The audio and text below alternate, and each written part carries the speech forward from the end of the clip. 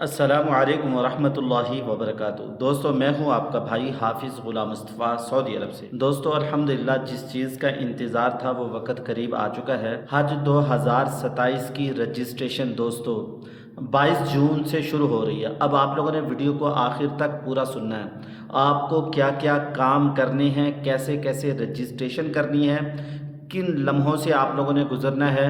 آپ لوگ اگر اس طریقے سے رجسٹریشن کریں گے، یہ کام کریں گے، انشاءاللہ حج 2027 اللہ کے حکم سے بفضل اللہ آپ لوگ کر لیں گے۔ حج 2027 کی رجسٹریشن کا وقت آ چکا ہے، اعلان ہو چکا ہے۔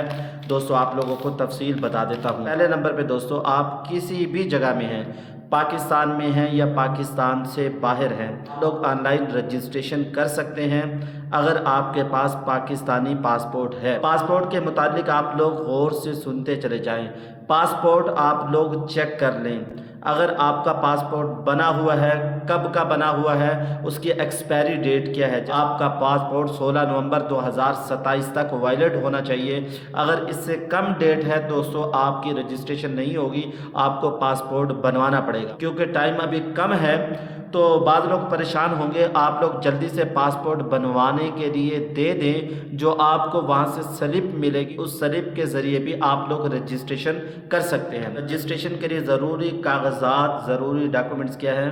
پہلے نمبر پر آپ کے پاس آپ کا جو قومی آئی ڈی کارڈ ہے، شناختی کارڈ ہے، وہ ہونا چاہیے، وہ ایکسپائر نہ ہو۔ جب وہ رجسٹریشن کے لیے جاتے ہیں پھر پریشان ہو رہے ہوتے ہیں، وہاں لمبی لائنیں ہو گئی۔ دوسرے نمبر پر آپ کے پاس پاسپورٹ ہونا ضروری ہے، جیسا کہ میں نے آپ لوگوں کو بتا دیا اس کی میعاد کتنی ہونی چاہیے۔ تیسرے نمبر پہ دوستو آپ کے پاس 4 فوٹو ہونی چاہیے، 4 تصویریں آپ کے پاس ہونی چاہیے جس کا بیک گراؤنڈ وائٹ ہو، پاس ضرور رکھیں۔ پہلے نمبر پر پری رجسٹریشن 22 جون سے شروع ہونے والی ہے۔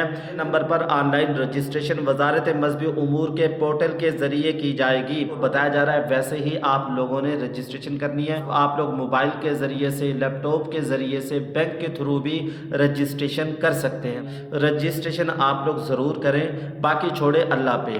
جیسا کہ میں آپ لوگوں سے عرض کرتا ہوں، اپنا گھوڑا تیار رکھیں، اپنی سواری تیار رکھیں، اس کے اندر لگام ڈال کر رکھیں، باقی کام اللہ پہ چھوڑیں، اللہ تعالیٰ سب کچھ کرنے والے ہیں۔ لوگ رجسٹریشن کر لیں تو اللہ تعالیٰ کی طرف متوجہ رہیں، مستقل اللہ کے اوپر توکل کریں، اللہ کی طرف متوجہ رہیں، اللہ آپ کا کارساز ہے۔ دوستو تمام بینکوں کو ہدایت جاری کر دی گئی ہے، جو رجسٹریشن کے لیے آئیں گے ان کو تنگ نہیں کرنا، اور ان کے لیے جو ضروری اقدامات، ضروری انتظامات ہیں وہ کر لیے جائیں، تاکہ حجاج کرام کو یہاں کے کسی قسم کی پریشانی کا سامنا نہ کرنا پڑے۔ اور آپ لوگوں سے بھی عرض کروں گا دوستو، پچھلے سال 4.5 لاکھ لوگوں نے رجسٹریشن کروائی تھی۔ 1,20,000 سرکاری سے گئے تھے، 60,000 تقریباً پرائیویٹ سے گئے تھے۔ جائے گا تو وہی جس کو اللہ بلائے گا۔ جتنا آپ کی طلب گہری ہوگی اتنا ہی آپ جلد قبول ہوں گے۔ رجسٹریشن کے وقت کیونکہ رش ہوگا، آپ کو تکلیف بھی ہوگی، پریشانی بھی ہوگی۔ آپ لوگوں نے کیا کرنا ہے، وہاں بیٹھے بیٹھے درود شریف پڑھتے رہے، دعا اللہ سے مانگتے رہے، یہ اللہ کی طرف متوجہ رہیں، جھگڑے نہ، کوئی پریشان نہ ہو، کسی کو پریشان نہ کرے، کسی کو تکلیف نہ دے۔ حج کے سفر میں تکلیفیں، پریشانیاں آتی رہتی ہیں، آپ لوگوں نے ان چیزوں کا خیال کرنا ہے۔ اس دفعہ جو کوٹا ہے وہ نصف ہوگا، 50-50 تقسیم ہوگا، آدھا ملے گا سرکاری حج سکیم کو، آدھا ملے گا پرائیویٹ حج سکیم۔ میں نے آپ لوگوں کو ابھی عرض کیا ہے جیسا کہ پہلے ہوتا رہا ہے۔ لوگ جانتے ہیں حج 2026 میں ایسا ہوا ہے، 1,20,000 لوگوں نے سرکاری حج سکیم کے تحت حج کیا ہے، 60,000 نے پرائیویٹ حج سکیم کے تحت حج کیا ہے۔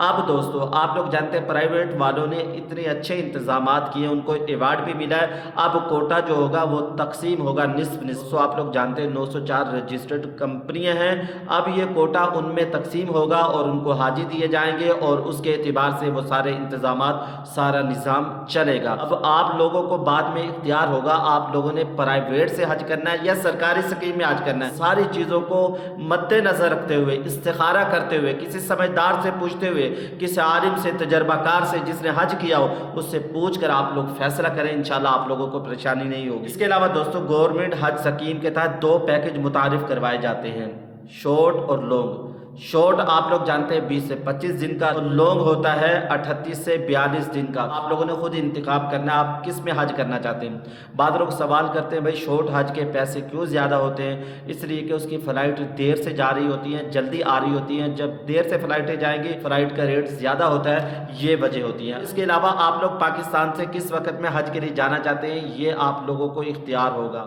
और ये इख्तियार नहीं दिया जाता। सऊदी एयरलाइन में जाना चाहते हैं, फला एयरलाइन में जाना चाहते हैं, किस वक्त में जाना चाहते हैं इस बात को आपकी सुना जाएगा और आपको उसी वक्त के अंदर ही पाकिस्तान से सऊदी अरब हज के लिए भेजा जाएगा। इसके अलावा दोस्तों आप लोगों ने ग्रुप बना लेना, कम से कम एक आदमी का ग्रुप और ज़्यादा से ज़्यादा 6 से 8 लोगों का ग्रुप होता है, और ग्रुप के अंदर आप लोग एक लीडर भी ज़रूर बना लीजिएगा। यदुल्लाहि फौकल जमा, अल्लाह का हाथ जमात पर होता है। तो रजिस्ट्रेशन के वक्त आपका बैंक अकाउंट होना ज़रूरी है, अगर नहीं बना हुआ तो वो फौरी तौर पर वहाँ आसान अकाउंट बना देते हैं। इसके अलावा दोस्तों जहाँ आप रहते हैं वही पता आप लोगों ने लिखवाना है, उसी पते के ज़रिए से आपको सारी आगाही दी जाएगी। आप लोगों ने आगे आगे क्या करना है उसी पते के मुताबिक आपको चलाएंगे। तो ये कुछ चीज़ें मैंने आप लोगों को बयान कर दी हैं। अगर आप लोगों के कुछ सवालात हैं, कुछ पूछना चाहते हैं, कुछ बातें रह गई हैं जो आपके दिलों में हैं, तो वो आप कमेंट्स बॉक्स में पूछ सकते हैं। इंशाल्लाह मैं आप लोगों को जल्द जवाब देने की कोशिश करूँगा। मैं हूँ आपका भाई हाफिज़ गुलाम मुस्तफ़ा सऊदी अरब से। अपनी दुआओं में याद रखिएगा। अस्सलामु अलैकुम व रहमतुल्लाहि व बरकातुहू।